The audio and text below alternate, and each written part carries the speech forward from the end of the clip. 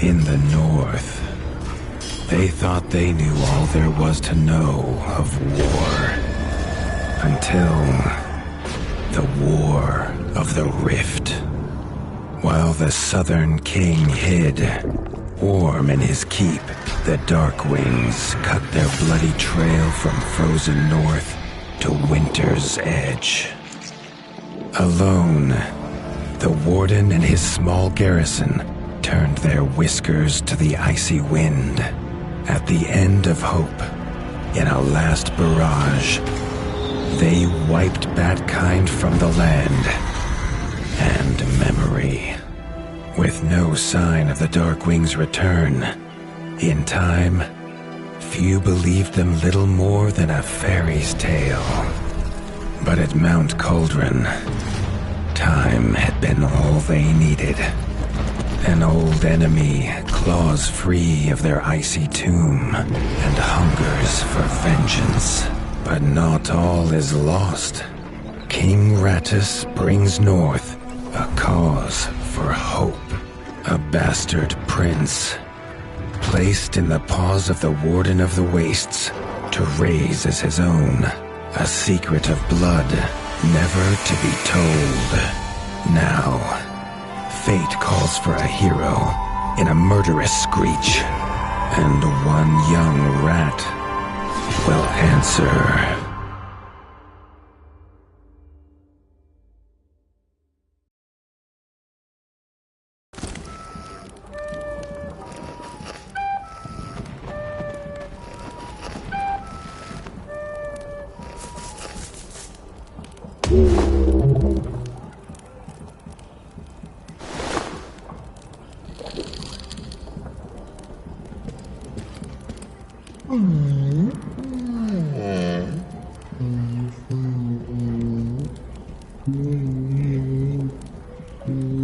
The stomp of his father's boots on the stair was how every morning began for Arlo. The booming shout to ready himself was louder still, but such was Lord Eivor's zeal at a new day. Dawn was breaking over winter's edge, and Arlo was yet to miss one.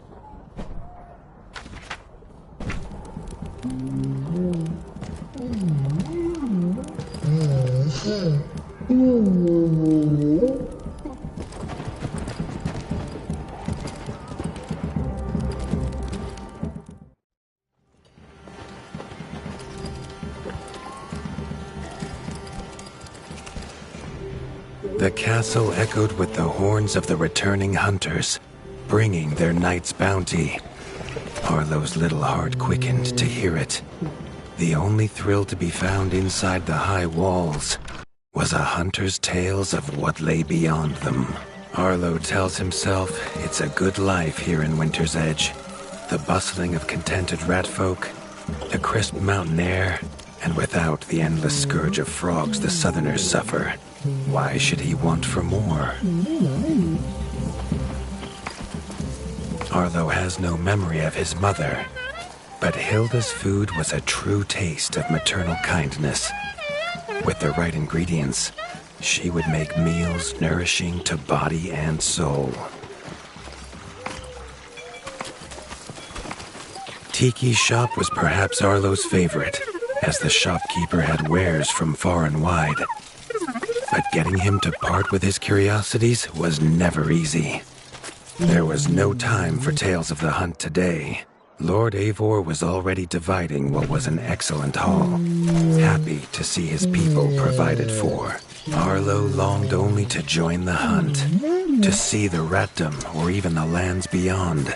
His father called it a fool's wish. Arlo's destiny was unshakable, much like the keep that would become his by birthright.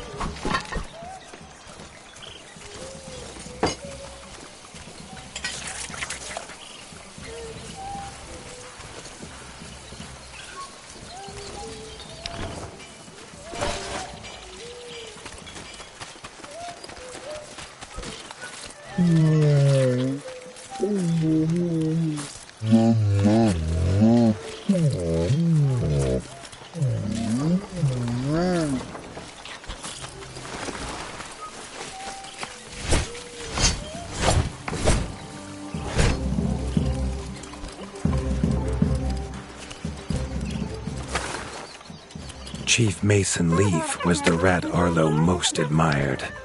As younger brother to Lord Eivor, his carefree uncle never faced the burden of being Warden of the Wastes. With walls this strong, his duties were light, leaving him plenty of time for his nephew. Krunk was a rat's rat, with no interests beyond his forge. If you have the parts, this Mastercraft's rat can make armor and weapons that would see off a sky scorcher bite, or so he claims. Arlo wondered how well they'd do against something that wasn't a myth.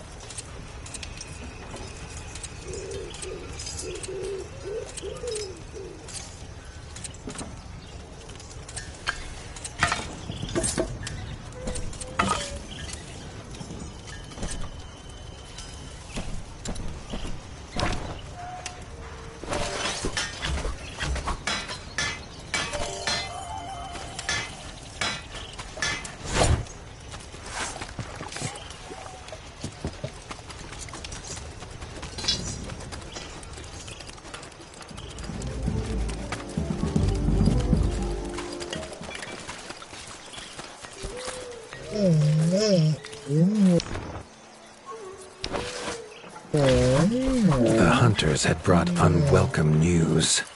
A family of the reviled creatures ratfolk called backstabbers had moved into the wastes. Eivor told his son to fetch his weapons.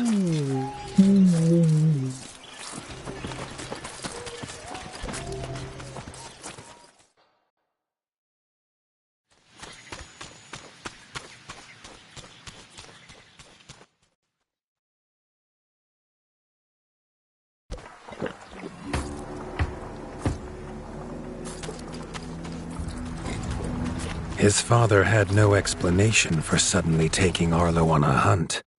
It even gave the hunters pause. Arlo had been taught to fight, and better than most. But rarely had he been tested. He was determined to prove himself.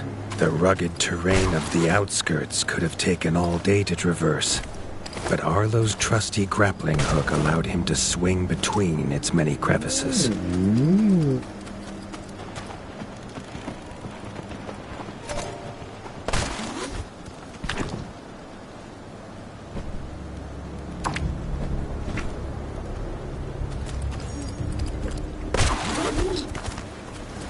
Arlo liked the feel of a sharp axe cutting through the vines.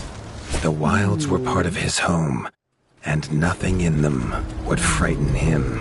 The famous frostberry bushes of the wastes were in full fruit already. Their juice made a healthy tonic, though Lord Eivor preferred them fermented.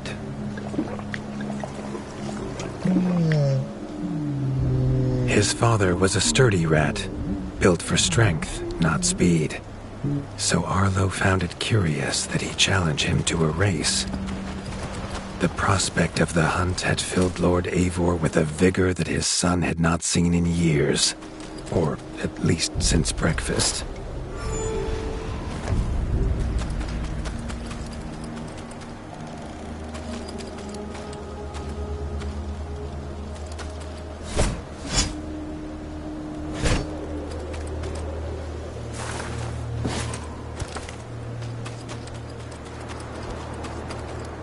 A warden fights the hardest battles, he told Arlo, and needs the sharpest blade. With that, Eivor gifted Arlo his own sharpening whetstone.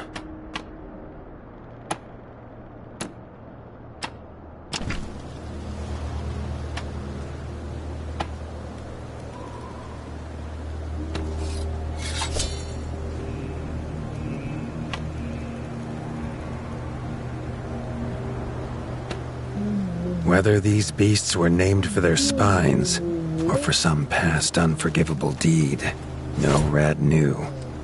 Either way, Arlo was about to find himself at the pointy ends of this brood. Even young backstabber red attacks were brutal, but a well-timed dodge would see Arlo escape unscathed.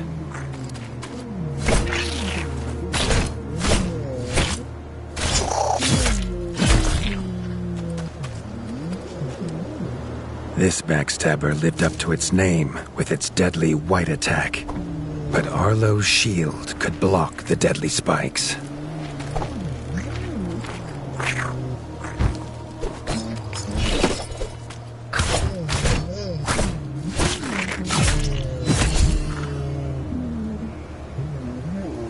This young one used vicious yellow attacks.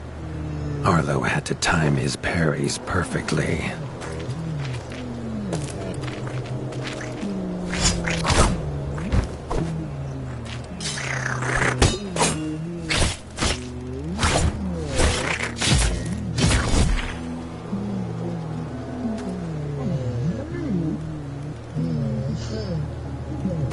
This mother had left her young to fight alone, but the same could not be said of Lord Eivor as he leapt to his son's side.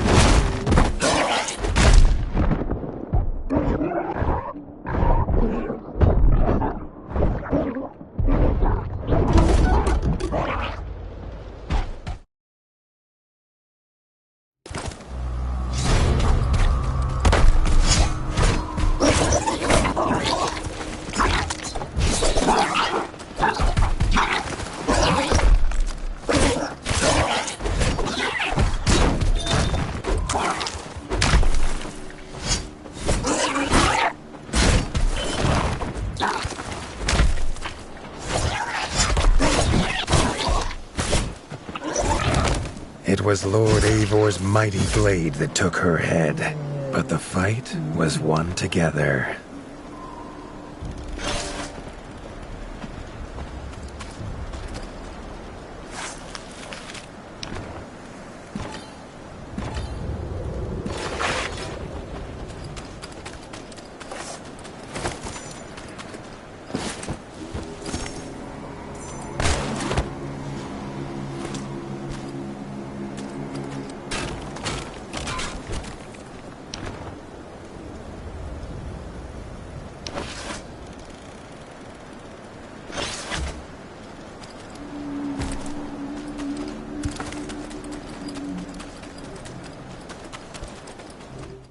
Arlo basked in his father's pride, almost as warm as at the fire inside Winter's Edge.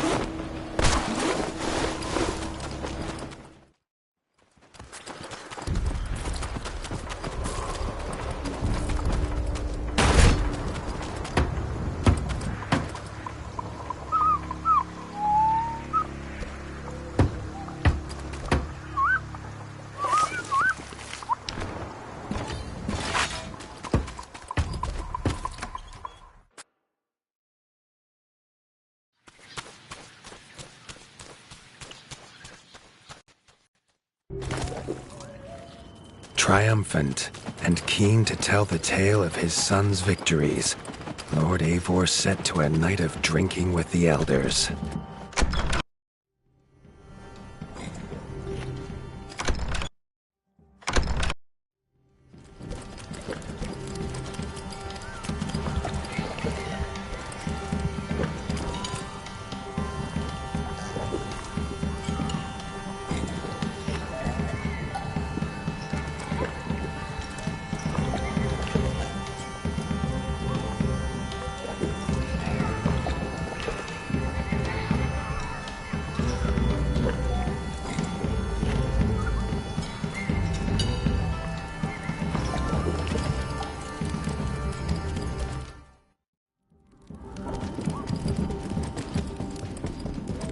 Arlo was reluctant to return to his bed, wondering how long he must wait to hunt again. The booming footsteps that woke him this time were nothing like those of his father.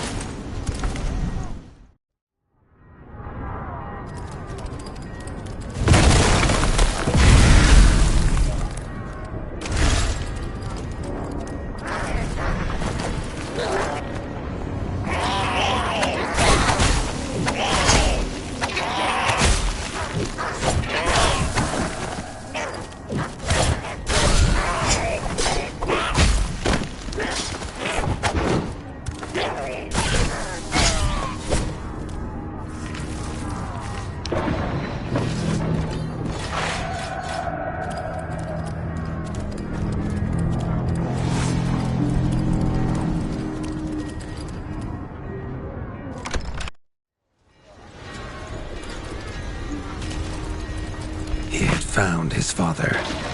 The warden stood alone, holding back a whole Darkwing army, their cruel Count Kazak leading them. His father charged, but the Darkwing Count was as fast as he was strong. The Winter's crown tumbled to Arlo's feet, now without a head to rest on. There was no time to grieve his father, as from above the Count revealed his greatest weapon, A sky scorcher. Not a fairy's tale, but an undead beast whose very breath could level kingdoms. And its eye was trained on Arlo.